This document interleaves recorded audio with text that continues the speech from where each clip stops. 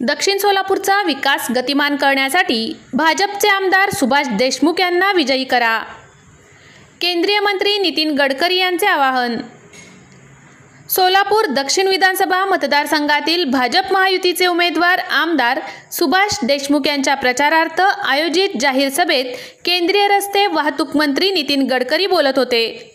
यावेळी आमदार सुभाष देशमुख, भाजपचे जिल्हा उपाध्यक्ष रामप्पा चिवडशेट्टी, तालुकाध्यक्ष संगप्पा केरके, राज्यसभेचे खासदार इराण्णा कडाडी, अमोल शिंदे, जितेंद्र पवार, राजाभाऊ सरवदे, संतोष पवार, रोहिणी तडवळकर, माजी खासदार जयसिद्धेश्वर महास्वामी, शहराध्यक्ष नरेंद्र काळे, माजी पंचायत समिती सदस्य एम.डी. कमळे, मळसिद्ध मुगळे, मनीष देशमुख, नामदेव पवार, यतीन शहा, नियोजन समितीचे सदस्य डॉक्टर चनगोंडा हविनाळे, भीमाशंकर बबलेश्वर, सोमनिंग कमळे, सुनील नांगरे, प्रशांत कडते यांच्यासह अन्य उपस्थित होते.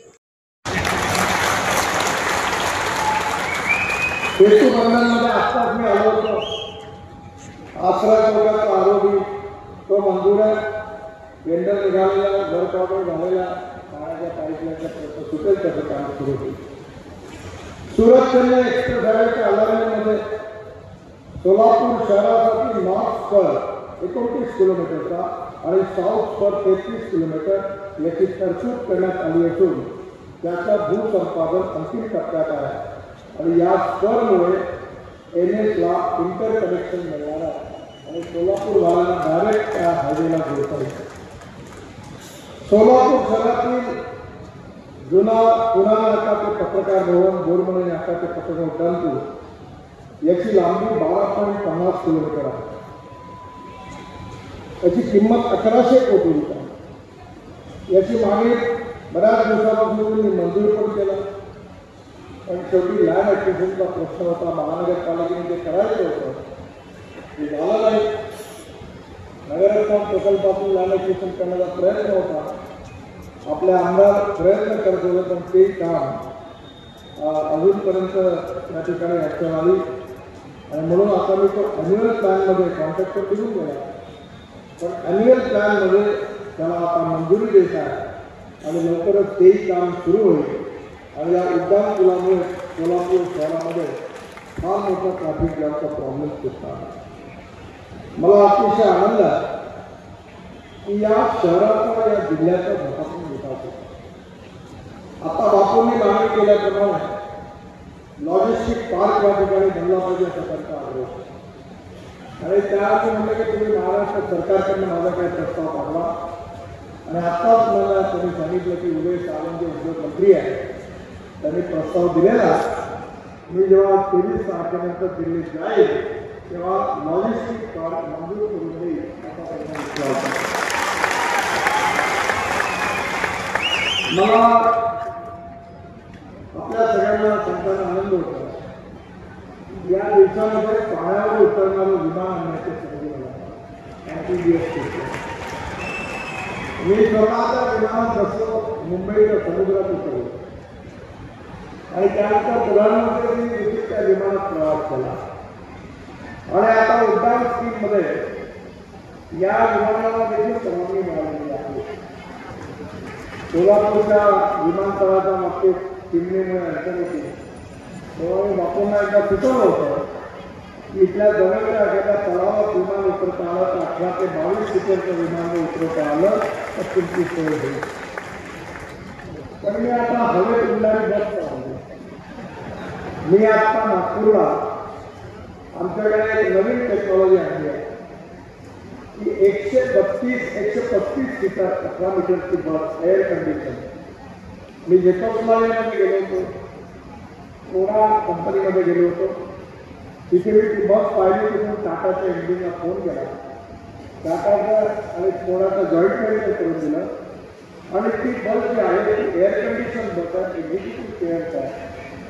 प्रत्येक चेअरवर टीव्ही आहे आणि विमानात जशी एअर होस्टेस असते तशी बसमध्ये बस असते आणि चहा पाणी असण्याची सोय आणि ही बस ज्यावेळी बसस्टॉपवर उभी राहिली की वरतून क्रॅश चार्जर खाली येईल. अर्धा एक तास बस चार्ज होईल आणि पुन्हा 40 किलोमीटर जाईल असा पहिला पायलट प्रोजेक्ट नागपुरात मंजूर केलेला आहे आणि त्याचं काम सुरू होणार आहे. मी तुम्हाला विश्वास आहे नागपूरचा पायलट प्रोजेक्ट यशस्वी झाल्यानंतर सोलापूरकरता मी ही योजना नक्की घेऊ आणि या बसचं तिकीट डिझेलच्या बसपेक्षा 30% कमी आहे. ही 360 रुपये केबल कार कनेक्टर रेल्वे यांचे प्रपोजल माझ्याकडे काही कामाला सुरुवात केली. कारण अनेक ठिकाणी आपल्याला पहाडावर वरती जायचं असेल किंवा शहरामध्ये देखील दौला किंवा मानेसर दिल्लीमध्ये आणि अशा प्रकारे आकाशात चालणारी बस सुरू करणार. हा देश बदलतो. या देशामध्ये जर उत्तम इन्फ्रास्ट्रक्चर निर्माण झालं, water, power, transport and communication, या देशामध्ये अनेक भागात उद्योग व्यवसाय वाढला. उद्योग व्यापार वाढला, शेतीची प्रगती झाली, तर रोजगाराची निर्मिती होईल आणि रोजगाराची निर्मिती झाली तर गरिबी, भूकमारी आणि बेरोजगारी दूर झाल्याशिवाय राहणार नाही हे निश्चित. सेवा करणारा बापूंच्या रूपाने अतिशय उत्तम नेता या मतदारसंघातून उभा. तुम्ही काळजी करू नका, बापूंच्या बरोबर त्यांच्या मागे मी उभा. आमची गॅरंटी आहे. तुम्ही फक्त एकच काम करा, 100 रुपयाचा एकही लाख कमळाचे बटन दाबा आणि बाकी सगळ्या आमच्यावर सोडून द्या.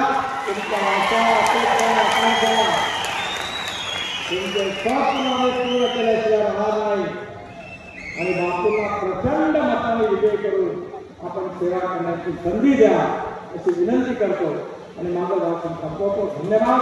माझ्यावर भारत माता की, भारत माता की, भारत माता की. धन्यवाद. आता संभाजी महाराज तिथं सुद्धा सुशोभीकरणासाठी आपण प्रस्ताव दिलेले आहेत. केंद्र सरकारने सगळ्या गोष्टीचे प्रस्ताव आपण या निमित्ताने दिलेले आहेत आणि मला खात्री आहे केंद्रातलं सरकार या राज्यातल्या सरकारवरती प्रचंड पाहिजे त्या गोष्टी करतात. मी घेतो कोणाच्या भरोसा देतो. मला देणारा गडकरी साहेब आहेत, देणारे मोदी साहेब आहेत, देणारे देवेंद्रजी आहेत, म्हणून मी तुम्हाला एवढ्या सगळ्या गोष्टी देतो आणि पाठपुरावा करण्याच्या गोष्टीचा आहे. मला असं वाटतं की शहरामध्ये सुद्धा रोजगाराच्या बाबतीमध्ये आपल्याला दुर्भाग्य आहे. आपण एमआयडीसी मंजूर केली मंगळूरला आणि उभाटा सरकार आल्यावर काय केलं, एमआयडीसी रद्द केली. या नवीन पोराच्या या नवीन मुलांचं पाप या उभाटा सरकारने केलं. ही एमआयडीसी आपल्याला परत एकदा चालू करावं लागणार आहे. या स्थानिक रोजगार कसे आपल्याला बदल केलेलं सुद्धा इथून आपला बारामतीला गेलो होतो मोदी सरकारने भरड केलेलं सांगतो. आपला हा जिल्हा भरड केला, भरड पिकाचा नाम दिला. मला असं वाटतं की मोदी साहेबांचं विशेष लक्ष आहे आणि ह्या अन्यायावरची प्रक्रिया करून सुद्धा आपला सोलापूर जिल्हा हा नावालौकिक येण्यासाठी भरड झाले केल्यावर सुद्धा आपल्याला याच्यासाठी उपयोग होणार आहे. आणि म्हणून मी आज तुम्हाला विनंती करतो, एक ना अनेक प्रश्न आहेत तुम्ही ऐकायला गडकरी साहेबांना आणि मी तुम्हाला या निमित्ताने विनंती करणार. जसं केंद्रामध्ये आता तिसऱ्यांदा सरकार आलं, राज्यामध्ये सुद्धा आपल्याला तिसऱ्यांदा आपल्याला युतीचं सरकार आलं आणि याही मतदारसंघामध्ये मी आपल्याला विनंती करतो. आज 2014 आणि 2021 मध्ये जे आपण मला सहकार्य केलं, आपला जो आशीर्वाद मला दिला, ते आशीर्वाद 100% माझा दावा आहे. तो काढणी लागलेला आहे. तुम्हाला पश्चाताप झालेला नाही की आम्ही मतदान केलं आणि आमचं मत वाया गेलं, हे अजिबात झालेलं नाही. आणि पुढच्या काळात सुद्धा मी तुम्हाला विनंती करतो, आम्हाला आज म्हणजे खरं म्हणजे त्या ह्याच्यावर भाष्य करणं उचित होणार नाही. काँग्रेसला तर असं काँग्रेस संपवलेले आपल्या ह्या मतदारसंघात त्यांनी त्यांच्या हाताने संपवलेले. पण मला असं वाटतं की जनतेने आता भारतीय जनता पक्ष युती सरकार म्हणून युतीचं सरकार आणायचं म्हणून या मतदारसंघातला एक प्रतिनिधी म्हणून आपला सेवक म्हणून आपल्याला नम्रपणाने विनंती करतो, एका 20 तारखेला तुम्ही सर्व ठिकाणी जाऊ, प्रत्येक बूथवरती जाऊ. आपला बूथ आपले मोदी साहेब नेहमी सांगतात, मेरा बूथ सबसे मजबूत. ह्या धर्तीवरती सर्व कार्यकर्त्यांनी सुद्धा काम करावं. मी तुम्हाला